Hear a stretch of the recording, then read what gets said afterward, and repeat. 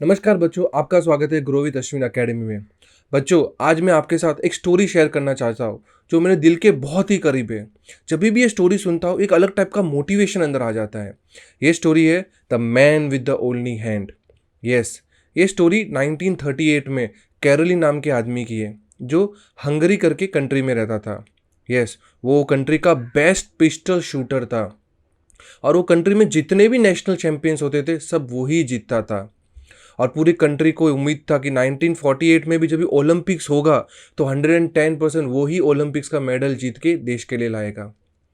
लेकिन जब भी 1938 में आर्मी की ट्रेनिंग हो रही थी और वो ट्रेनिंग में कैंप में ट्रेनिंग कर रहा था तो उसके राइट हैंड में जिस हैंड से वो पिस्टल शूटिंग करता था उसी हैंड में एक ग्रेनेड फूट गया। यस, और उसका पूरा राइट हैंड डैमेज हो गया। तो सोचिए, जिस हाथ से वो पिस्टल शूटिंग करता था और उस जिस हाथ से वो गोल्ड मेडल जीतने की उम्मीद करता था 1940 के ओलंपिक्स में, वो ही डैमेज हो गया। तो सोचिए बच्चों, अगर आप और मैं उसकी जगह होते तो हम डिप्रेशन में चले जाते। बिकॉज अभी क्या करेंगे, हम पिस्टल शूट कर ही नहीं सकते। लेकिन वो डिप्रेशन में ना जाके उसने फोकस किया on what you have, not what you don't have. जो आपके पास है उसके ऊपर फोकस किया, नहीं कि आपके पास क्या नहीं है।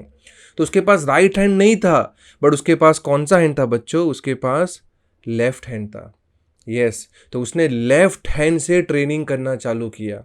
यस, सोचिए, जो हाथ से वो बराबर लिख भी नहीं सकता था वो हाथ से पिस्टल शूटिंग करना उसने चालू किया। और उसने कड़ी मेहनत के बाद जब भी 1939 में हंगरी का नेशनल गेम्स हुआ तो जब भी वो गेम्स में पहुंचा तो जितने भी प्लेयर्स ने सब ने उसको बोला, अरे थैंक यू वेरी मच, आप आए हमको एंकरेजमेंट करने के लिए।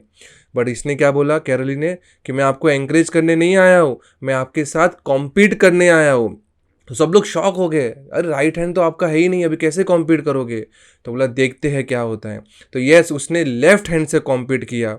बाकी सब अपने बेस्ट हैंड से कर रहे थे कंपटीशन और वो कर रहा था अपने ओनली हैंड से कंपटीशन। और बच्चों क्या हुआ, कौन जीता? Yes, the man with the only hand जीत गया। यस, लेफ्ट हैंड से उसने कॉम्पीट करके 1939 का हंगरी का जो नेशनल चैंपियंस होता है उसने जीत गया। यस, अभी वो तैयारी कर रहा था 1940 के ओलंपिक्स की। लेकिन क्या हुआ, वर्ल्ड वॉर की वजह से 1940 का ओलंपिक्स भी कैंसिल हो गया। वो इतना डिप्रेशन में जा रहा था, बट उसने अपनी हिम्मत नहीं छोड़ी, वो फोकस रखा, उसने प्रैक्टिस जारी रखी। वो 1944 के ओलंपिक्स को फोकस करा था कि अभी मैं 1944 में जो ओलंपिक्स होगा उसमें मैं जीतूंगा। लेकिन बच्चों 1944 का भी ओलंपिक्स कैंसिल हो गया वर्ल्ड वॉर की वजह से। सोचिए, आप और मैं उसकी जगह क्या होते तो छोड़ देते, डिप्रेशन में चले जाते। बट उसने तभी भी नहीं छोड़ा, उसने फोकस किया 1948 के ओलंपिक्स के लिए। और 1948 में जब भी ओलंपिक्स हुआ, यस, और उसमें जब भी पूरे वर्ल्ड के बेस्ट प्लेयर्स आए थे और अपने बेस्ट हैंड से कॉम्पीट कर रहे थे, ही दैट वाज अ पर्सन जो अपने ओनली हैंड से कॉम्पीट कर रहा था। और कौन जीता? यस, केरली जीता, the man with the only hand. Olympics का 1948 का गोल्ड मेडल वो जीत के आया। लेकिन बच्चों वो वहाँ ही नहीं रुका, 1952 के ओलंपिक्स में भी वो वापिस गया कॉम्पीट करने को। और वहाँ पे भी क्या हुआ, हु वन? यस बच्चों, the man with the only hand. 1952 का भी ओलंपिक्स का गोल्ड मेडल उसने ही जीता। Yes, he is the only man in the whole world जिसने कंटिन्यू 2 ओलंपिक्स गोल्ड मेडल जीते, 1948 का और 52 का। सोचिए बच्चों, देखिए इससे हमें क्या सीखने मिलता है कि जो लूजर्स होते हैं उनके पास हजार रीज़न होते हैं कि क्यों नहीं करना। मैं इसके कारण नहीं कर पा रहा हूँ, वो कारण नहीं कर पा रहा हूँ, कोरोना में नहीं पढ़ पा रहा हूँ, ये नहीं पढ़ पा रहा हूँ। बट जो विनर है उसको सिर्फ एक ही रीज़न चाहिए कि क्यों करना है। यस, तो क्या आपके पास वो एक रीज़न है कि आपको कुछ भी काम क्यों करना है, या आपको पढ़ाई क्यों करना है, या आपको आगे लाइफ में क्यों बढ़ना है?